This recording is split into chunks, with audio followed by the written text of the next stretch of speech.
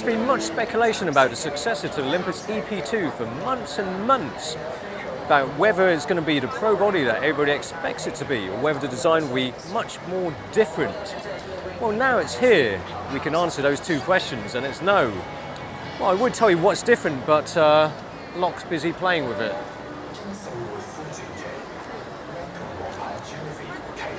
Let's go. The exterior is familiar looking, albeit with a bulge bit that gives the game away. You're probably thinking that the design isn't actually that much different.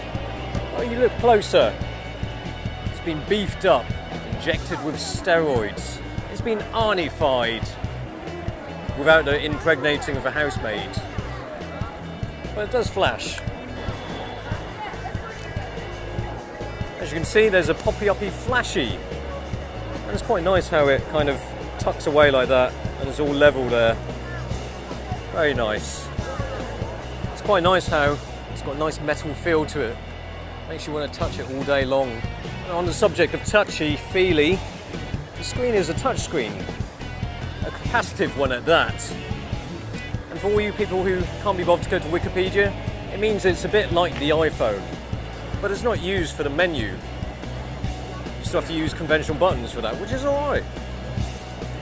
What it's used for is focusing, shooting.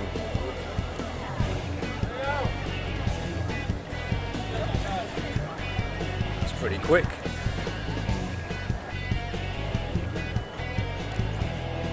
Oh, that's great. It's wonderful, this. So it just requires the slightest of touches. Of course, you can switch this off if you're worried that you accidentally take a shot of your feet. Let's keep on for now.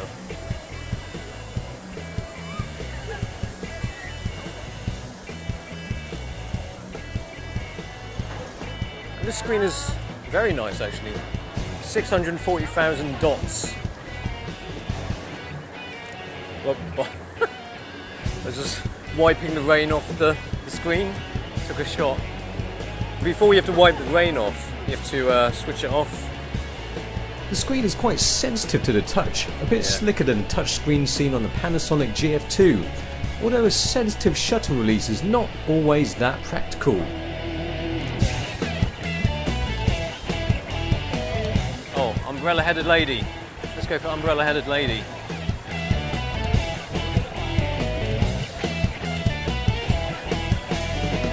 In fact, the body is pretty much the same as before.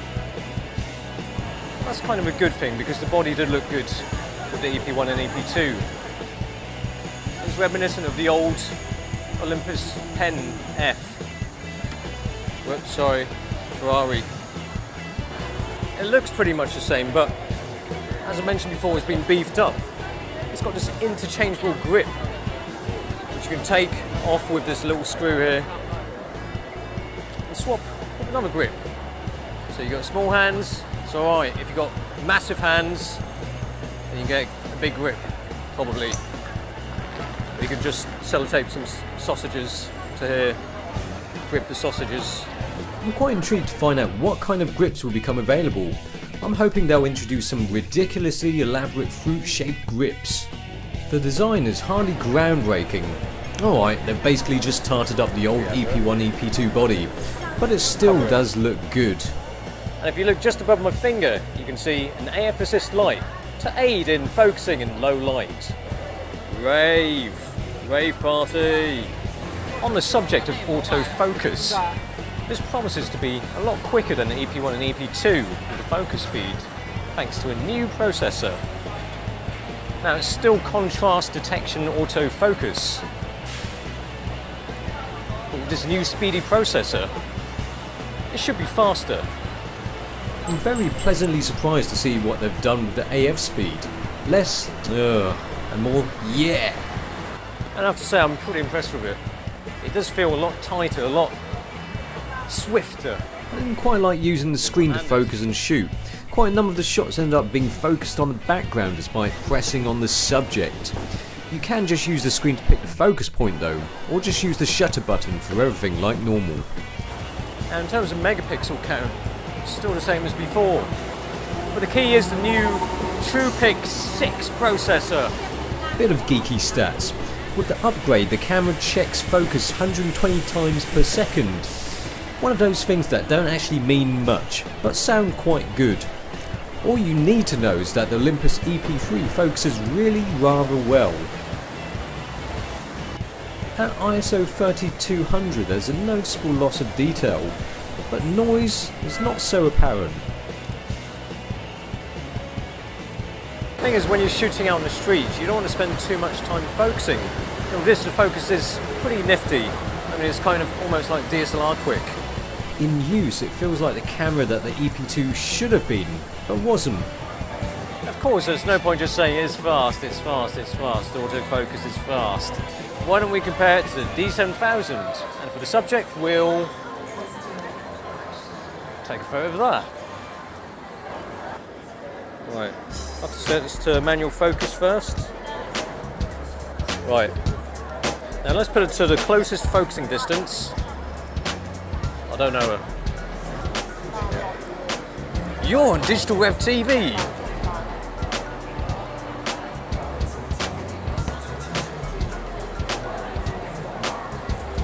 Yeah.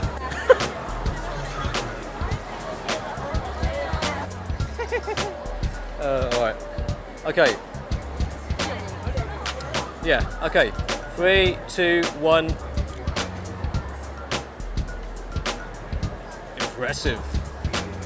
Right, now let's get the pink on D7000 out. Right, that's on close focusing distance now. Ready? 3, 2, 1. Alright, that was quick. But it's really quite a close race though. I mean, this is great. And I'm just continuously taking pictures of a really boring train that isn't actually a train.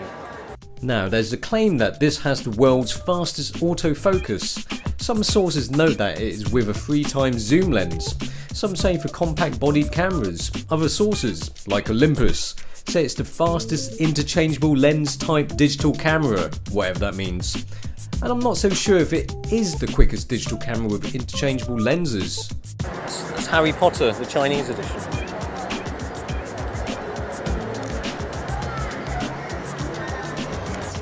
Expelliarmus, Ignoramus, Anus. Now we've got Lock's 17mm prime on it. This is notoriously slow focusing, but it's actually quite pleasant on this new EP3. And I'm using the external viewfinder. And one scary thing is the flash, the poppy-uppy flash, because it goes incredibly close to the body of the viewfinder. But still, it doesn't actually touch it, so it doesn't matter, does it? Oh, that's cool. See, they've even tried to do that whole iPhone thing. Oh, it's not working that well. No! But you can't pinch to zoom in, you have to do this.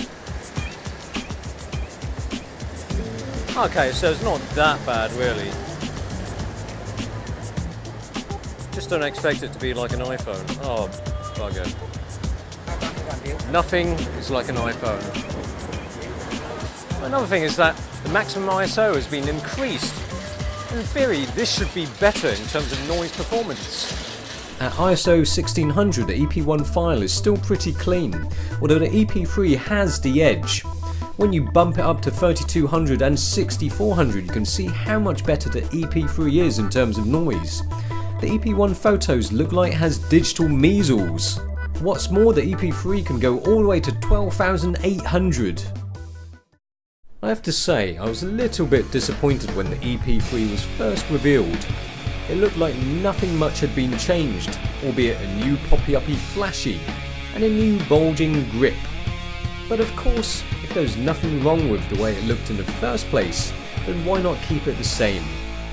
The truly great thing that Olympus has done is the fact that they have addressed the key criticism of their earlier Micro Four Thirds products.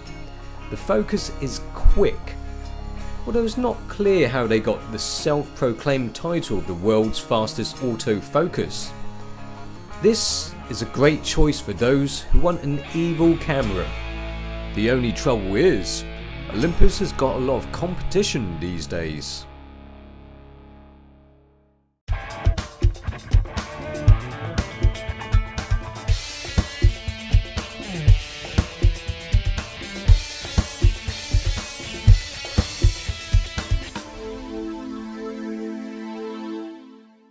Lamby, you haven't got epilepsy, have you?